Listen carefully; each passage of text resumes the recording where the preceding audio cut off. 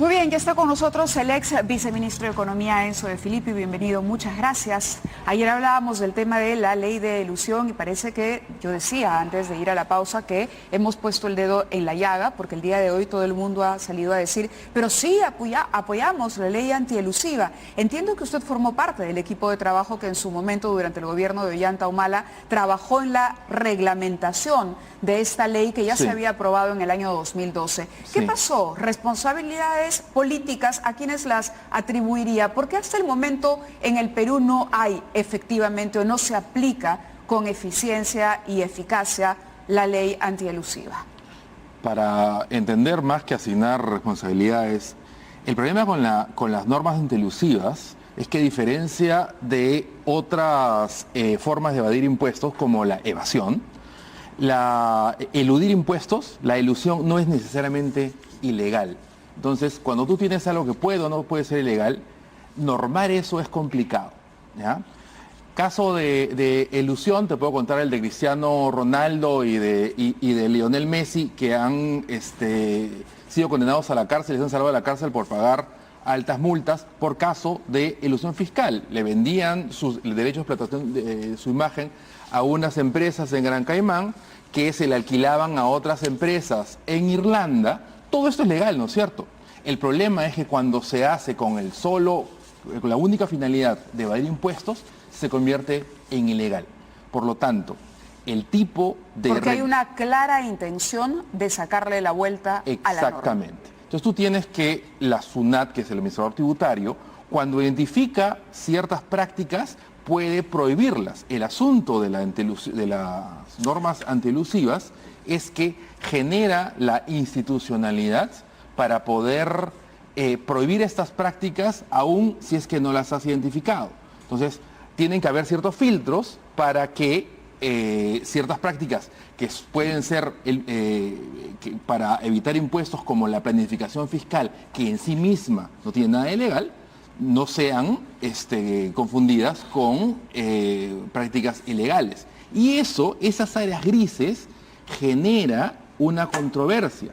Lo que ocurrió fue que en 2012 se dio esta ley, en 2014 por la falta de especificidad de algunos temas, se suspendió hasta que salga el reglamento. El reglamento estaba listo, ahí donde participé yo. ¿Se suspendió por eso o porque hubo lobbies empresariales?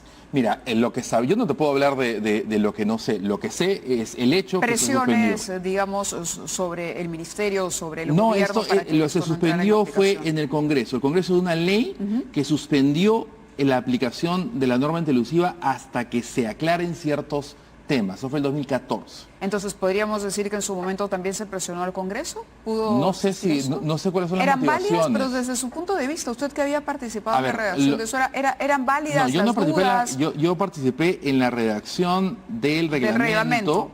Que fue la respuesta justamente a lo que solicitaba el Congreso. Y que estaba lista en julio del 2016. Sí. ¿Ya? Mira, lo que te puedo decir es que lo relevante es lo que está ahora. Y ahora tú tienes dos temas que son objetivamente controversiales, independientemente de la opinión mía o de nadie. Son objetivamente controversiales. Uno es la responsabilidad de los directores que no gestionan la empresa en estas prácticas. Y el segundo tema es la fecha de aplicación. La ley está vigente desde 2012. Pero recién ahora estamos aclarando puntos. Entonces, ¿va a ser aplicable la ley retroactivamente desde el año 2012? O dirán los abogados, no es retroactivo. Eso es un tema controversial. Yo no tengo una posición porque es un tema no de política económica o política tributaria, que es lo que yo puedo opinar, es un tema legal. Entonces, entiendo que sobre ese tema la posición del Ministerio de Economía es la siguiente, entiendo. Que la ley estaba desde el 2012, ¿no? Por lo tanto, claro, yo tendría en este momento que considerar que si los efectos de las prácticas que se sucedieron a partir del 2012 empiezan a verse, las consecuencias de las prácticas, digamos que ignoraron y que a pesar de que existía la norma, empiezan a verse cuando entre en plena vigencia esto con su reglamento, con todas las dudas aclaradas, en fin, que esas consecuencias sí tendrían que asumirse por parte de las empresas porque la ley ya existía. Sí, pero... ¿Eso es correcto o eso es negociable? Mira, lo que te puedo decir, yo no soy abogado, es un tema legal, no es un tema de política. Claro, porque los empresarios dicen, pero no había reglamento, por lo tanto yo sigo ignorando la existencia de esta ley que existía el 2012 y sigo practicando, bueno, porque mientras voy retrasando el reglamento, gano tiempo y sigo haciendo de la mía y sigo evitando pagar la renta que realmente me corresponde. Te hago la de abogado del diablo. Si la ley no entró en vigencia porque había que aclarar temas, razonablemente tú no sabes a qué atenerte hasta que esos temas están aclarados. Entiendo, entonces está a favor de los reclamos. No, simplemente te digo, es un tema controversial. Yo no soy abogado, es un tema jurídico. Yo te puedo hablar de política económica, de política tributaria, lo poco que sé, pero no te puedo hablar, yo no puedo darte una opinión más allá de lo que te estoy diciendo, de explicar cuál es el punto, porque eso se sustenta en un conocimiento de las leyes que yo no tengo. Entonces, sobre ese tema, yo no tengo una opinión. Sobre el tema de la responsabilidad de los directores, ahí sí yo creo que es una carga demasiado fuerte, porque si tú eres... Yo he sido director y los directores no necesariamente... justamente son directores, no gestionan, y es un tema de gestión. Entonces, al decir que la planificación tributaria es algo que tú no lo puedes encargar a nadie, tú te estás responsabilizando por algo que realmente no te puedes responsabilizar. Eso genera un riesgo a los directores, intrínsecamente, independientemente de que si es la opinión de Confiep o no. Es un tema controversial.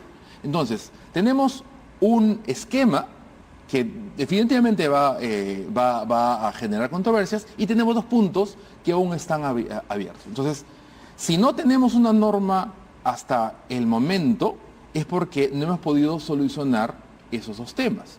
Entonces, lo que deberíamos fijarnos no es quién dijo qué, sino en estos temas, cerrar esos temas.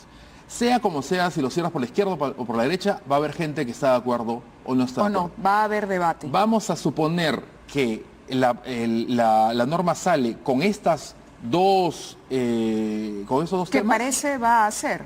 Bueno, si sale así, la norma no gana o pierde mucho. Si sale de la otra forma, tampoco gana o pierde mucho. Lo importante es tener esta norma. Tener la norma. Sí. Ahora, vamos a eso. Entiendo que el Ministerio de Economía dice, de acuerdo, si esas dos son las observaciones que hace el Congreso, la comisión encargada de revisar esto, en lo que sí se ha cerrado el ministerio y en lo que parece ha afirmado y ha dicho, porque hoy se ha publicado la posición del ministerio en varios diarios y dicen, no vamos a dar marcha atrás. El Perú necesita contar con una norma antielusiva. Es parte de la evolución de lo que manda la economía mundial. El Perú no puede convertirse en un país al margen de este tipo de tendencias hacia las buenas prácticas.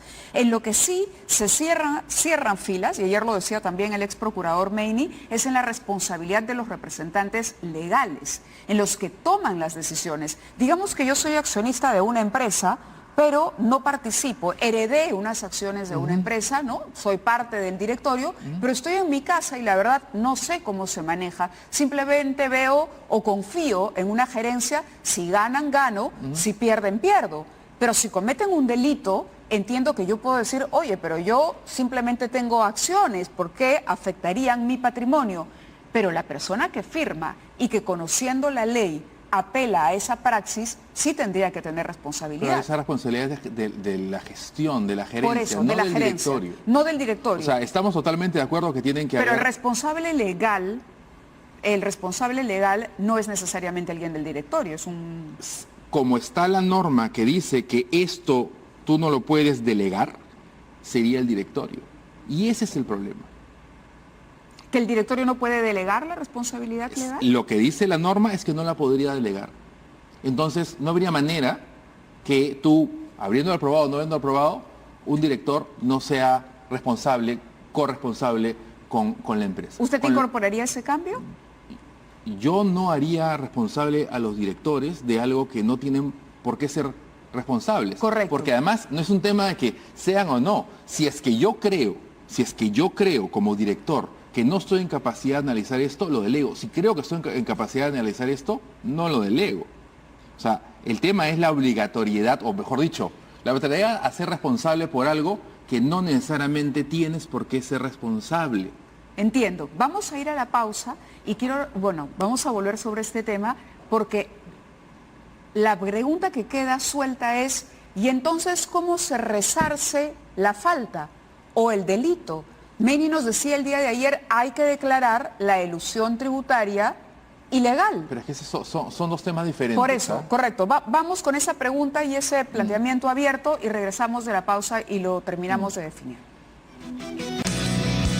Creo que estamos atrapados aquí en una situación que es importante desenredar. ¿Quién asume, le preguntaba yo antes de ir a la pausa, quién es el responsable de la elusión tributaria? Cristiano Ronaldo está claro que él, ¿no? Digamos, en esa figura. En el caso de una empresa peruana que a través de mecanismos absolutamente legales, sin embargo, aprovecha estos caminitos oscuros, estos atajos, estos vacíos o como los querramos llamar, finalmente no paga los tributos, apela a paraísos fiscales, ruletea el dinero afuera. Usted dice que los directores sería injusto castigarlos. No, es que, no, a ver, una cosa es, la empresa tiene un patrimonio y ese patrimonio... Pero es si el que ese está patrimonio también por argucias legales se ha transferido... Eso es un tema que no es exclusivo de la materia antielusiva. Porque ¿no? la El caso de empresa las coimas. podría hacer solo este papel. A ver, mami, la tenemos... O declararse en quiebra. Entonces... Cuando yo estaba en el MEF salió esta norma de responsabilidad penal de las empresas. Es exactamente lo mismo. Las empresas responden con su patrimonio. Lo que haría la indelegabilidad de esto es que los directores tengan que responder con su propio patrimonio más allá del patrimonio de la empresa. Eso me parece que es exagerado. Si la empresa comete una falta, pues la empresa tiene que pagar, ¿ok? Pero que el directorio Enzo, pero sabemos que en el Perú las empresas pueden evadir responsabilidades de manera muy fácil. Bueno, ese es un tema de administración se transfieren los activos poco antes y en realidad la empresa termina haciendo esto. No, lo que queremos es pagar impuestos. Por ejemplo, en el caso PPK, Westfield hizo negocios con Odebrecht. La respuesta de PPK era, pero yo le había cedido la responsabilidad al otro, pero era director. No, el problema, ahí el problema no es que le cedió la responsabilidad, es que sí tenía... si tenía o no manejo de la empresa o no, si siguió gestionando o interfiriendo con la gestión. Era que no es el tema, no es el tema del director. Su argumento era que él no tenía manejo de la empresa. Bueno, si realmente no tiene manejo de la empresa, tiene razón PPK, el asunto no es el manejo, el asunto es el manejo de la empresa. Tú no puedes decir que un director, porque aprueba las políticas de la empresa, gestiona la empresa. Y aquí tú no estás separando ambos temas. O sea, no todos los directores, mejor dicho, la definición de un director es alguien que no gestiona. ¿Quién paga la multa? ¿La empresa? La empresa, por supuesto. Eso no es en discusión. ¿Y la empresa con qué paga una multa? Con su patrimonio. Pero ahí está el detalle. Porque le vuelvo a decir... Para eso existen las empresas. Las empresas tienen responsabilidad limitada. Pero ¿qué son las empresas si no son las personas que las administran? No, son personas jurídicas, eso es otra cosa. O sea, con tu argumento no habrían empresas. ¿Para qué tenemos empresas, pues? No, es otra cosa. Pero habría que garantizar entonces una, no sé, mira, ¿cómo hacemos? A ver, la pregunta es la siguiente, mañana la empresa A es encontrada, ¿no?, responsable de una ilusión de $1 millón, en fin. Pero la empresa A dice, oye, pero yo en realidad lo que soy 100 soles, porque yo lo que hago todo el tiempo es subcontratar, tercerizar servicios y en realidad... Todos mis activos están a nombre de los directores que mensualmente me prestan. Si tú tienes activos a nombre de directores, son activos de la empresa, esos son parte de la empresa. No estamos hablando de eso, te estás yendo al caso extremo. Lo que estamos hablando es una empresa que puede ser este canal y que quiere responsabilizar a los directores por lo que hacen los gerentes, a pesar de las políticas aprobadas por el directorio. Los responsables siempre van a ser los gerentes, eso no está en duda. Por eso. Los responsables siempre van a ser los gerentes y el resarcimiento monetario va a salir del patrimonio de la empresa. Eso tampoco está en duda. Lo que está en duda es si esa responsabilidad se extiende a los directores. Pero cuando el ministro Oliva dice que el responsable legal, el gerente, el que firma... Eso no está en discusión. Eso no está en discusión. No. Esa persona sí tendría una responsabilidad. Eso no está en discusión, Mávila. Correcto. Por supuesto. Entonces, no está en eso sí discusión. vale. Pero, por supuesto. O sea, exoneramos a los es lo directores, razonable. pero el representante legal Pero es que sí. una cosa aquí en China es la gestión y otra cosa es la dirección de la empresa. Políticas empresariales. No es gestión. El presidente de la empresa no hace lo mismo que el gerente de la empresa. El gerente sí es O sea, a responsable partir por lo de que ahora hace. los gerentes van a tener que actuar, digamos, con pulcritud Que es la absoluta. idea, pero es que ellos están sobre el negocio. Ellos sí están obligados a conocer el detalle del negocio. De acuerdo. El director no necesariamente. Tú puedes ser un director porque seas especialista en recursos humanos y la empresa tiene una estrategia de mejorar la calidad de sus recursos humanos. Si tú eres un director, ¿tienes por qué saber de ilusión tributaria? No. Gracias por haber estado con nosotros. Vamos a continuar discutiendo este tema y la invitación está hecha al señor Roque Benavides también para que nos acompañe, para conocer exactamente cuáles son las objeciones de CONFIEP. Continuamos entonces mañana a las 9 en punto. Gracias.